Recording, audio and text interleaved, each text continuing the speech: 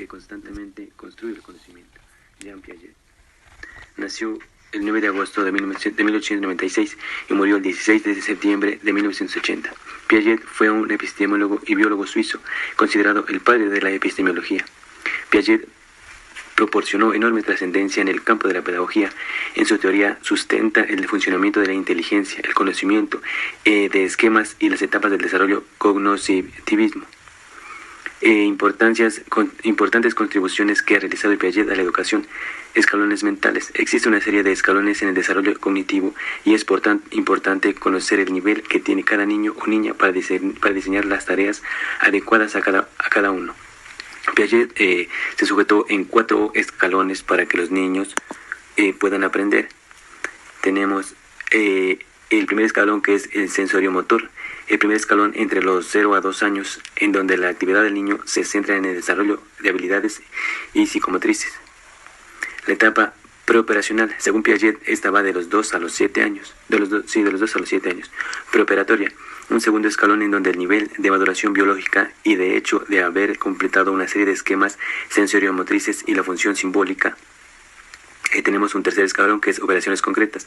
Un tercer escalón que aparece en torno a los 7 años, en torno al tercer año de educación primaria, hasta los 11 años, en donde aprecia el razonamiento lógico, la posibilidad de clasificar.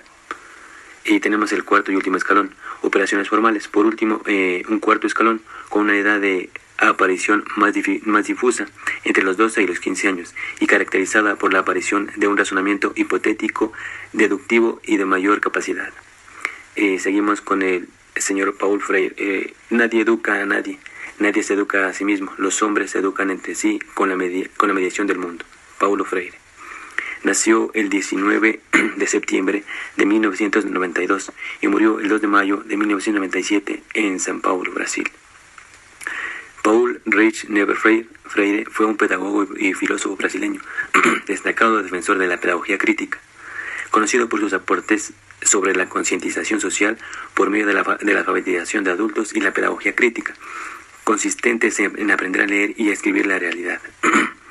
La educación que busca el pleno y auténtico desarrollo del otro, porque se contribuye en la justicia mediada en que el otro se constituye en un acto biofílico que busca el pleno desarrollo de la libertad. Jean Rousseau nació el 28 de julio de 1712 y murió el 2 de julio de 1778. Fue escritor, polímata, filósofo, naturalista, botánico, músico e ilustrador. Sus obras más destacadas: Contrato Social, La Nueva Eloísa, El Emilio o La Educación. Aportes pedagógicos. Teoría naturalista. Se trata del desenvolvimiento corporal y anímico del niño. Se debe partir la educación desde la naturaleza. Se debe conocer los conocimientos del niño, sus experiencias, sus intereses, para así partir con su educación. Acción antes que la palabra. Satisfacer las necesidades de uno mismo. Expresión antes que la represión. Los niños son considerablemente diferentes a los adultos. No se debe educar a un niño como un adulto. No se debe imponer conocimientos que ellos no son capaces de comprender para así lograr una educación buena. El niño debe sentirse feliz de lo que está aprendiendo y no estresado. Aportes a la educación. La educación debe centrarse más en los niños y no en un adulto. La infancia tiene diferentes maneras de ver, pensar y sentir. En la educación, el niño debe permanecer en su estado de niño. Quiere decir, el niño no es un animal, ni un hombre, es un niño. La educadora debe tener confianza, paciencia para que la educación vaya conforme al niño. Estimular el deseo de aprender. Debe haber un ambiente sano entre la educadora y el niño. Debemos ayudarle a fomentar la lectura, despertar la curiosidad y así estimular el deseo de aprender. La educación cambiará la sociedad. La educación debe adecuarse a cada una de las etapas del desarrollo del niño. Propone la educación negativa, educación moral basada en las consecuencias naturales sin esfuerzos mentales. La educación del niño comienza desde su nacimiento. Periodos. Periodo infancia. Empieza a hablar, caminar, empieza con su desenvolvimiento. Periodo adolescencia. Posee la máxima capacidad para el aprendizaje. Periodo madurez, llamado mocedad, va adquiriendo conocimientos aptos para juzgar y llegar a conocerse a sí mismo. Habla de la mujer como un ser con cualidades que podía educar al niño por su naturaleza como madre. No se debe dar una lección verbal al alumno, sino que la experiencia sea su maestra. La educación debe ser libre para aprender. Ovid de Grollet nació el 23 de julio de 1871 y murió el 12 de septiembre de 1992. Aportes a la educación. Visión de la niñez. Considera al niño capaz de comprender la realidad tal cual es. un ser suficientemente íntegro para adaptarse al medio que lo rodea. Respetar a cada alumno su propio proceso. Nacen de sus necesidades y son las manifestaciones directas de los instintos. Métodos Ovid-de-Grolles. Las necesidades del niño permite conocer sus intereses, los cuales atraerán y mantendrán su atención. Facilitar la formación intelectual, serán ellos mismos quienes busquen aprender más. Tenemos como principios básicos respeto por el niño y su responsabilidad. La introducción del principio de globalización de la enseñanza quiere decir que el niño no tiene un conocimiento detallado de la realidad. La estimulación del interés del niño al impulsar su observación de la naturaleza. Oposición a la disciplina rígida que es sometida al niño a una actitud pasiva, nos permite desenvolver con la libertad y la espontaneidad. La escuela debe de ser activa, permite al niño expresar sus tendencias a la inquietud y al juego. La formación de grupos de clases homogéneos cuyo número no supera la cantidad de 20 a 25 estudiantes. La consideración del rol docente como una guía. Las necesidades que pueden agruparse teniendo en cuenta el propio niño o bien en función del niño y su medio. De este modo reconoció las necesidades de alimentarse, las necesidades de defenderse de los peligros y procesos de enseñanza y aprendizaje. Aconseja que toda actividad escolar debe presentarse como un juego estimulante. El establecimiento de un método de enseñanza a partir de 3 pasos. Observación debe ser continuo y debe llevarse a cabo en el medio natural. Asociación, ampliación del ámbito vital del niño mejora el proceso de enseñanza. Expresión. Se refiere a las actividades manuales y artísticas. El juego es como una excusa para romper el ambiente de su tensión en el aula. Hermanas Agazzi. Rosa nació en 1866 y Carolina Agazzi nació en 1870, ambas en Bolengo, en la provincia de Verona, Italia. Fueron pedagogas italianas. Sin duda, el método que resaltó en ellas fue el método agazziano. El niño aprende utilizando la intuición, pero siempre ligada a la vida. La didáctica se basa en un uso inteligente de los objetos realistas que obtienen en el entorno de la escuela. Se realizan actividades que provienen del hogar y la vida cotidiana, como lavarse, vestirse, cuidar animales, etc., rescatando el valor educativo de todas ellas. Se proporciona a los niños en un ambiente cálido y afectivo, similar al hogar. La alegría, el juego y la relación con una educadora maternal son elementos fundamentales de esta metodología. El método también se apoya en la educación del lenguaje, cultivando el canto y el ritmo corporal. Son áreas fundamentales en su sistema. Su labor educativo tiene un método sencillo. Consiste en sustituir el material tradicional en el aula por actividades y ocupacionales propias de la vida diaria. Su finalidad educativa es formar niños capaces de actuar por iniciativa propia. Su principal interés es la salud, la higiene, la cultura física y el lenguaje. Preparar para la vida haciendo vivir.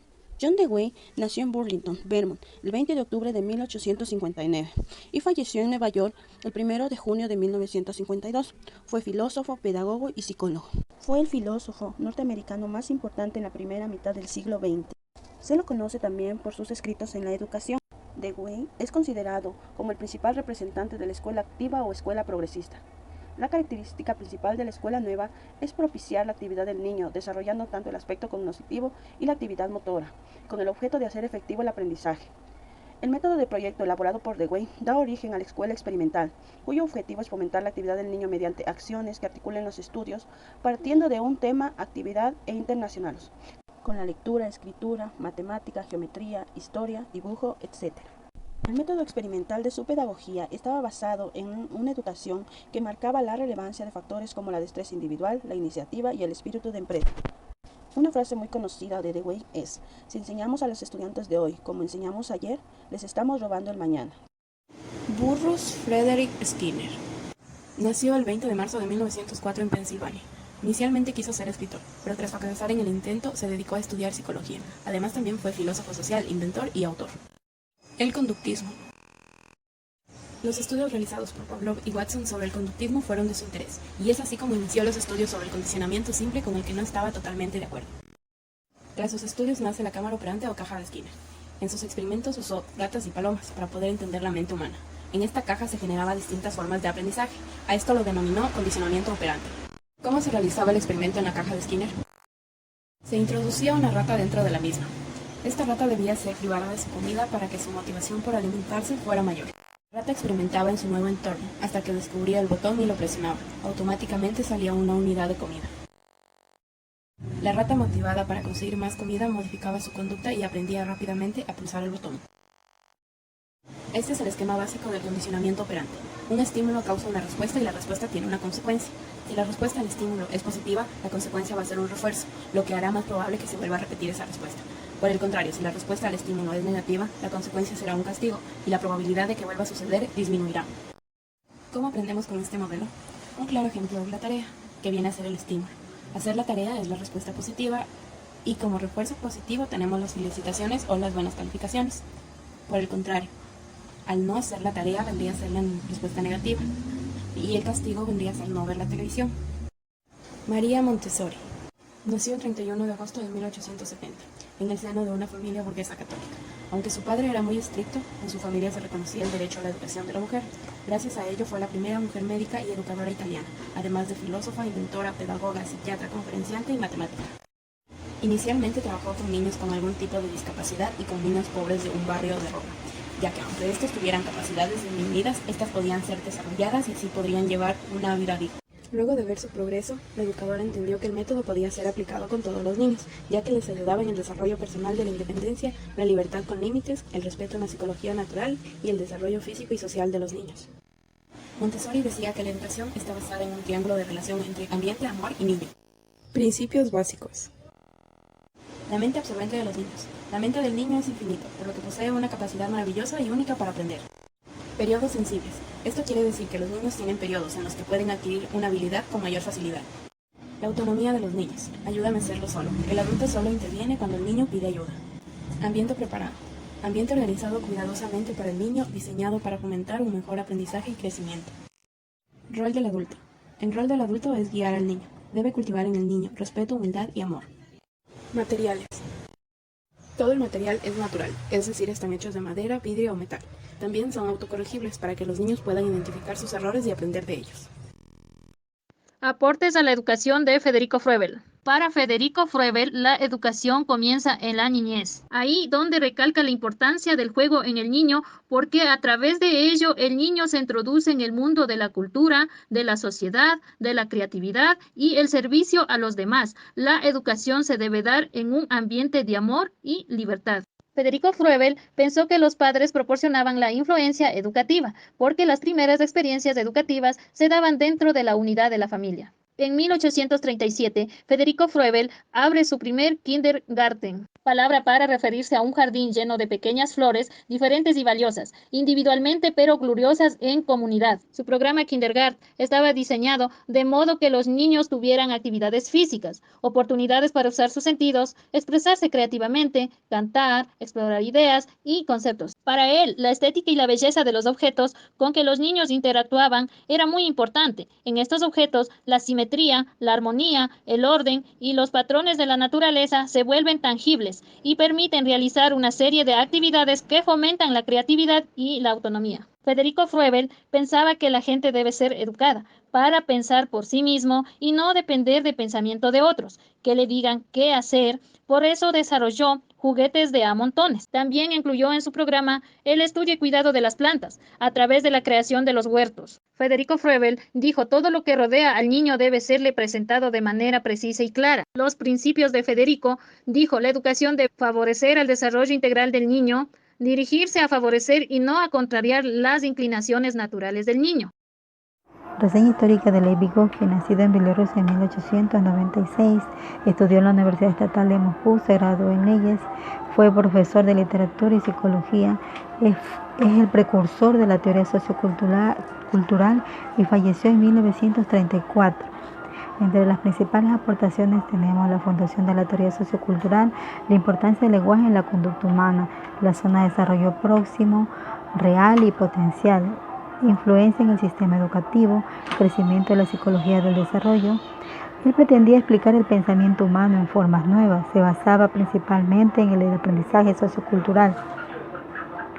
Defendía que nuestro desarrollo cognitivo, emocional, era parte de las interacciones sociales, culturales, históricos, que determinaban nuestra forma de ser y comportarnos. Consideraba de gran importancia la influencia en el entorno del desarrollo del niño. Sus investigaciones se basaban en el pensamiento, la lengua, la memoria y el juego del niño.